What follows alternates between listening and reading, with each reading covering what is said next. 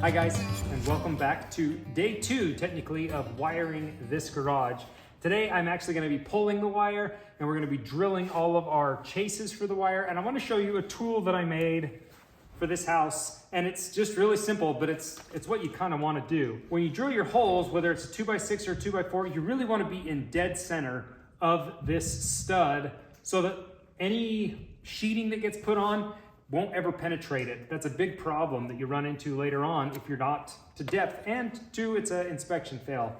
So I built a special little tool. It's really advanced, but it's a 2x4, and I made a notch at the center of a 2x4 and a notch here, which represents a 2x6 if you're using that. And then I just put these little hangers that, these are actually for hurricane ties. I just put a couple of those on the side for right now to quickly set it. And then I also cut this to the right height. So I set it at 26 inches is the height I want, and then my 2 marks. And depending on which wall I'm on, that's how I mark it. So for instance, this is a 2x6 wall. I want to go center. I mark it on the center. And now I know where to drill. And I just keep moving down. This is really important because it makes marking actually uniform, and then it makes it really simple. It's not something you can really mess up if you're measuring each time. That can be varied really quickly. So it just takes that guesswork right out of it. And there we go. What I really like about it is when my wire is ran through those, my wire will sit level. And so that just looks nicer. I feel like an inspector obviously looks for things he wants to see, but if he sees that it looks nice, he's gonna see that the extra detail's been there as well. So I'm just that way with the electrical, and I like it to look clean and nice. And so this is my uniform wire guide. And the reason I like this too is because it sets it just above all of my 1 foot heights. So my wire will come down and around rather than just being real close or below it. You don't ever really want to be at the same height as your outlets, and it makes it a little bit harder to secure that wire with tacks.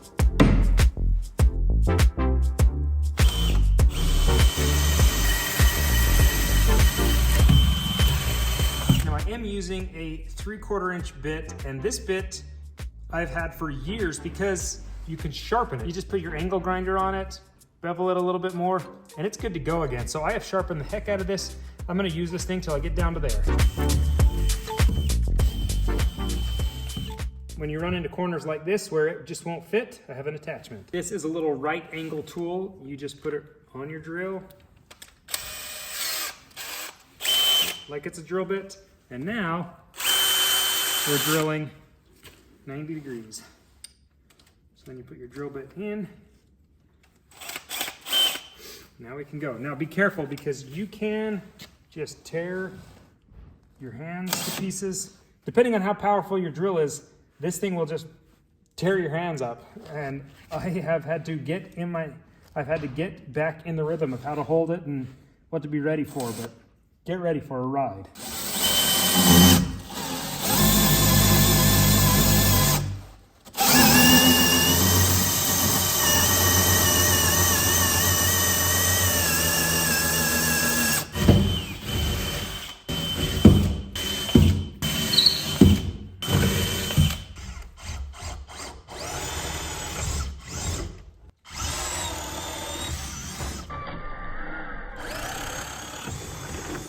We've reached the point in this garage where we can start pulling wire, and the wire I'm going to pull is this stuff. This is 12-2, and the reason I want to pull 12-2 in the garage is because it's rated for 20 amps, where this stuff is what's ran through most of my house for bedroom outlets, lights especially.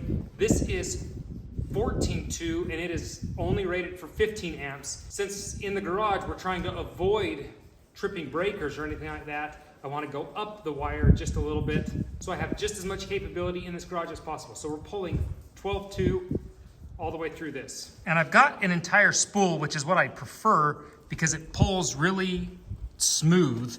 But you just have to set it up with some kind of a dowel in between. A ladder works great. They make setups for this that are specifically for spooling off this kind of wire, but that was an expense I really didn't want to incur, and I don't know that it'll help all that much. This works fantastic, and it's free.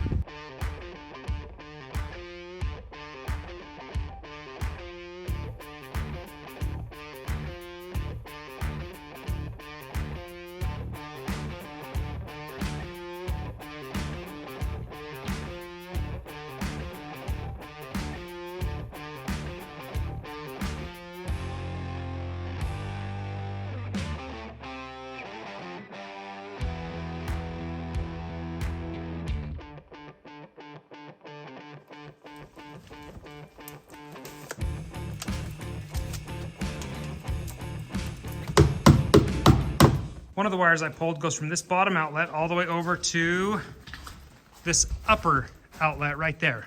That way they're kind of swapped. And then I did the opposite with the lower line. So far these boxes only have one wire in them because we haven't added to them yet. But this one has two now. I'm gonna show you how you wire this so that it's ready to be continued on. There are a few things that really have to happen. And one of them is all of your wires need to be kind of stripped already before you put them in the box. I like them stripped so that it's easier because getting in there to strip them later is a pain. And so it's just easy right now. Next, you have to have all your grounds tied together so that the entire house is what we call bonded. So I get my 2 coppers and I put my hots and neutrals down. And then I take my 2 coppers, I've used my lineman pliers, I put them together, and then all you do is come out a couple inches, and then you just twist. Oop. Get a real good tight on it, and twist, twist, twist, twist, so that it just looks like a nice even braid all the way back. This is the kind of braid we're looking for. And then I pick whichever one is my longest, and I keep that one, and then I cut the shorter one. Now, you used to be able to just leave it like that, but over the years they've realized they want it bonded a little bit better. There's either little green clips you can put on there, or I like these wire nuts. They're special because they have a hole in them that you feed the wire through, and then it comes on, and you tighten that guy on there. And what I like about this is, one, it ties my 2 lines together for electrical purposes, but it also ties it together so that it is not going to pull out of that box very easily. And one really important trick to that is that you put a wire on each side of the box so that it's actually tightening to the box. So on the back side of our box, that's what it looks like. Now that my grounds are tied together, it wraps it around this little spot in the box and kind of just keeps it solidified. Something to keep in mind too is whatever wire is coming in first or going to be next to the post, I make that one go in on the near side, and then whichever wire is going to be traveling outside of it, I put that on the far side. It just helps things look a little nicer and stay a little more organized.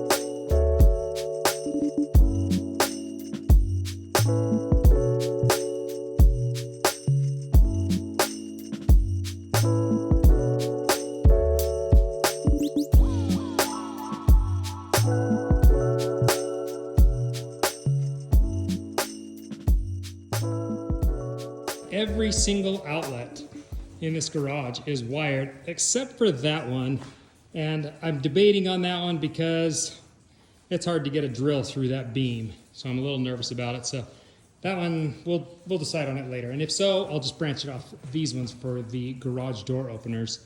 But other than that, they are all running and they are all piggybacking each other, kind of leapfrogging each other over, which is why there is double the wire following each other.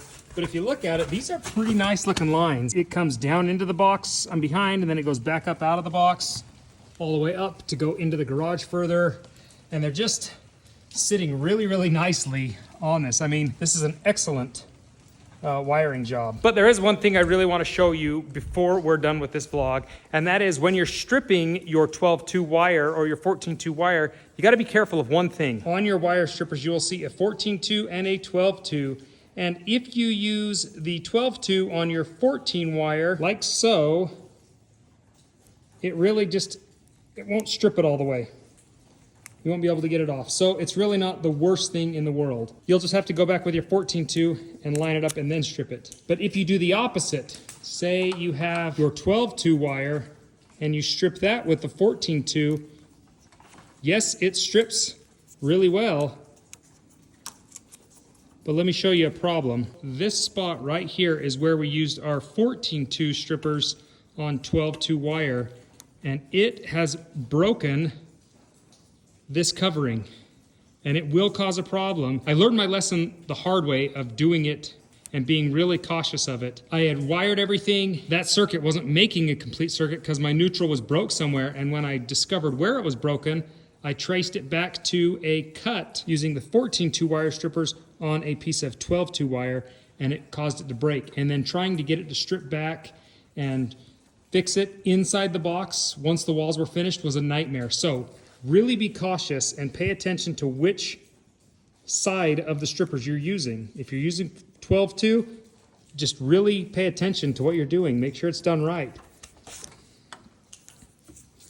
If you're doing 14-2, I still recommend only using your 14-2 ones, 14-2 strippers, so that you really just don't bother the wire more than you need to. You really want minimal cutting around this coax so that this wire is 100% intact. And I can actually feel a burr on that ground wire, which means we hit that, so we've probably cut it a little bit as well. No bueno. Use the right strippers. Something to note about all of these outlets that we have just put in. Because we ran 12-2 and we have a 20 amp circuit, you got to really pay attention to your outlets. All the outlets in this garage will have to say 20 amps on them as well. If you put a 15 amp outlet, there's a good chance you could fry it. So that's something you got to keep in mind when you're doing this, is that you've got to upgrade those outlets as well. That is our task for the day, and we have got this garage ready and done. The only thing we have left to do is our lights. And I'm still deciding on how I want to lay those out, because I'm not going to do can lights in here. We're going to do LED kind of work lights. In the next video on this garage, I'm going to show you how to wire a 4-way switch. Not just a 3-way, but a 4-way. Stay tuned for that video. Hit the notification bell so you don't miss out on it. And if you're new to the channel, subscribe. And if you like the video, give it a thumbs up. And we'll see you guys tomorrow. Bye, guys.